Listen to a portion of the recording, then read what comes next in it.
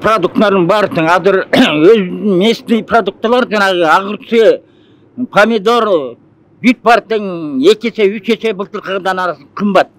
А пенсия маленький. Кандай жашоо болот? Свет кымбаттап атат, баары кымбаттап атат.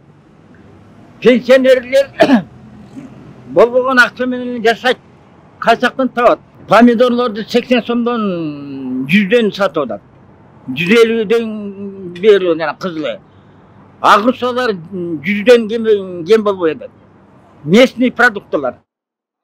Арбуз деле ошондой кымбат. Анан кийин эч выгода жок азыр деген.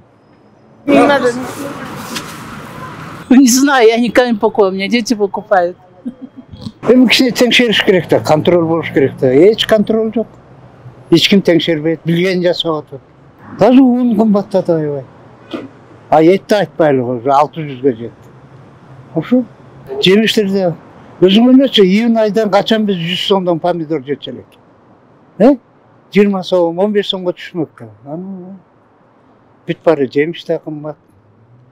Эми баары варенье жасайт элек. Жасалбай калдык деп баары эметип атат. Капуу. Овощи, фрукты. Овощи, фрукты тоже. Алма 100 сомдон ылдый алма жок. Ошо билбейм, жылгандай бүтөт. А пенсия алганда? Пенсияны эми Кудай өзү кечирсин. Өмүр бою кран айдадым. Армейский специальность да, ошо Харьков деген шаардан бүттүм автокрандык. Байконур космодромуна бүгүн ген космонавтика Байконурду курдум. Ошо жакта туруп. Анан 19 жыл жок. Архивде бүт документтер. Кымбаттады го. Мурдага караганда канча эсе кымбат болуп атпайбы? Продукты билинбей эле акчаны көтөрдү деп койгон менен продукты аябай эле кымбат го. Например, эт эле мурда 350 болчу, азыр 650 сом. Мисал үчүн, эттен эле. Кыргыз эми этсиз жашай албайт да. Эти жок дегенде эле бир жумада 3 күн, 2 күн жасап алсаң, 3 күн эт менен жасап алсаң, эт абдан кымбат. Элдер эт ала албай эле калды совсем. Мөмө жемиштерди айтып эле койм, мына жөнөкөй эле өрүктөрүң 110 сом, 120 сом деп атпайбы? Карчы алма өзү 120 сом дейт мына могу жерде. Кантип алып жейт? 1 килода 5 штук, 6 штук балдарынын кимисине жеткизет. Ким контролдош керек? Эми ким контролдош керек? Бизге ким тиешелүү организациялар, тиешелүүлөр контролдобойбу ошону? Билген эле бааны эле ар ким каалагандай коюшуп атат, эч ким контроль жок. Варенье жасадыңарбы? Варенье мен өзүмдүн алчам бар эле, алчаман эле жасап койдум, сатып алып жасаган жокмун айлы. Эми чындыгында кышка карата малина алайык десек деген оюбуз бар. Эми малина алып канча болсо да бир аз алып жейбиз да. Малина 200төн кем болбосо керек азыр. Продуктлар кымбат. Баары эле кымбат атат, 2 эсе, 3 эсе кымбат атат. Варенье жасадыңарбы? Жок, жасай элек. Мөмө жемиштери канча кымбат? Өтө кымбат быйыл, 2 эсе, 3 эсе кымбат. Алганга мүмкүн эмес. Ошо.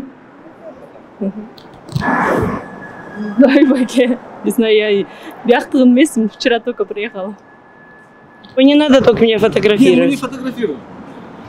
Подорожали, очень подорожали. Ну, какие продукты? Все.